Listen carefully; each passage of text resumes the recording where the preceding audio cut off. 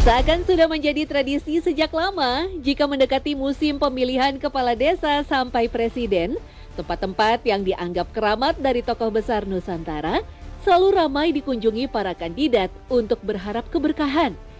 Tapi sudah menjadi hal yang lumrah dalam budaya bangsa Indonesia. Jadi bagaimana nih menurut pendapat masyarakat kita? Untuk meminta doa, ya nggak apa-apa, karena kan kita semua meminta doa kan ya ke yang di atas gitu. Menurut saya kurang baik ya, karena itu termasuk perbuatan musyrik dan menduakan Tuhan juga.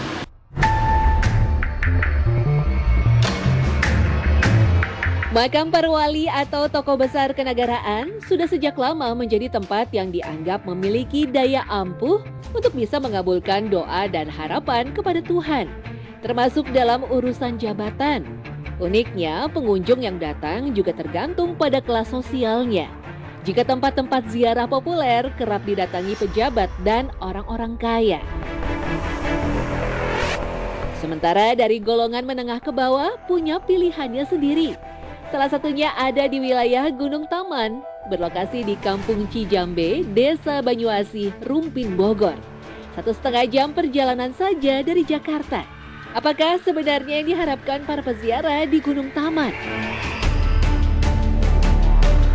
Aromanya paling isinya orang jarah kemari itu tujuannya gitu ya. Saya jarah kemari beberapa kali ya dikabulin. Kayak contohnya orang yang kerja pengen isinya diangkat jadi karyawan atau misalnya pengen naik jabatan. Lokasi situs Gunung Taman berada di kawasan perbukitan yang cukup tinggi. Alhasil jika ingin mengunjunginya, kita perlu stamina yang cukup untuk mendaki melewati jalan setapak di antara hijaunya pepohonan. Di puncak bukit yang disebut Gunung Taman, kita akan menemukan sekitar 12 sumur keramat. Sumur-sumur ini menjadi tujuan para pengunjung yang memiliki maksud berbeda-beda. Meski berada di ketinggian, sumur di Gunung Taman dihuni ikan-ikan kecil entah dari mana. Konon, penamaan Gunung Taman berkaitan dengan sebuah pohon kiara yang pernah tumbuh di puncak gunung. Saking besarnya, perlu lebih dari 5 tangan orang dewasa untuk mengukurnya. Pohon kiara itu telah lama tumbang, tapi akar-akarnya masih ada, tumbuh merambat menyerupai bangku taman. Ya awal-awalnya mungkin waktu zaman para wali ya, para aulia Allah. Ya itu kan dulunya mungkin kalau habis dari Cirebon, kalau habis dari Banten, ya itu istirahatnya ke sini. Itu mungkin tempat peristirahatan lah. Jadi dikatakan Gunung Taman.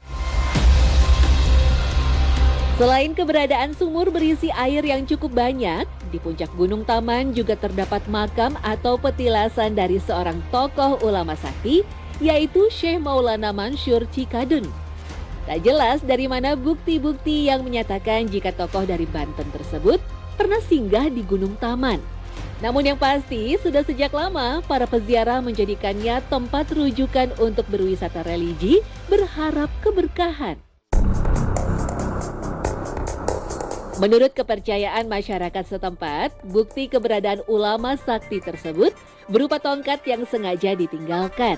Kabarnya tongkat yang memiliki tuah ampuh ini sengaja ditinggalkan untuk melindungi masyarakat setempat dari mara bahaya yang mungkin saja terjadi.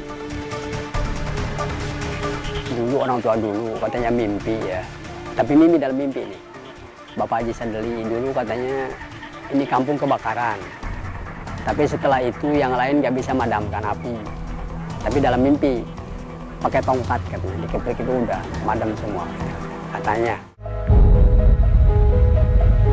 Mayoritas pengunjung yang datang berziarah berasal dari daerah Pamulang dan Tangerang. Mereka datang dengan maksud yang beragam, mulai dari berharap kesehatan, kerezekian, sampai naik jabatan atau menang dalam pemilihan kepala desa. Menurut pengakuan warga setempat, banyak juga yang datang agar segera mendapat pekerjaan atau lolos seleksi menjadi polisi atau tentara. Seandainya kata kita ya minta seperti ngelamar kerja gitu ya. pengen diterima kita ziarah dulu, coba gitu ya minta. Tapi mintanya sama yang karomah di sini kan, yang kuasa dari Allah kan. Gitu. Ya dulu mah suka ada minta naik jabatan. Dulu suka ziarah ke sini, dia masih sekarang udah meninggal. Kalau sebelum meninggal cucunya dibawa ke sini, di ziarah mungkin udah ada khasiatnya itu mungkin ya. Gak mungkin kalau dia nggak ada khasiatnya datang lagi gitu. Dari tempat yang dianggap sebagai petilasan Syekh Mansur, para peziarah biasanya melanjutkan menggelar ritual doa di sumur keramat di puncak Gunung Taman. Kebanyakan pengunjung sengaja datang di malam hari untuk menggelar ritual mandi di lokasi sumur. Menjelang pagi, barulah mereka kembali turun dari atas puncak Gunung Taman. Tak cuma orang biasa, dari kalangan artis juga ada yang sampai ke tempat ini. Katanya kalau orang beristrinya 2, kalau melangkain ada bayangannya 2, kiri kanan katanya. Pernah ada bukti nggak? Ya ada bukti.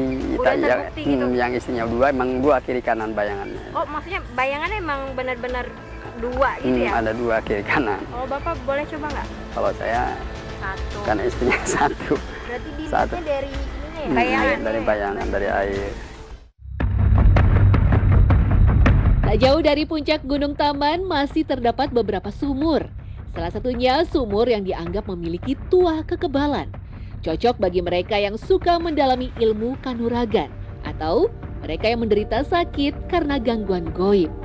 Namun karena peristiwa jatuhnya seekor babi hutan ke dalam sumur Kajadugan, tuahnya kini dianggap telah menghilang.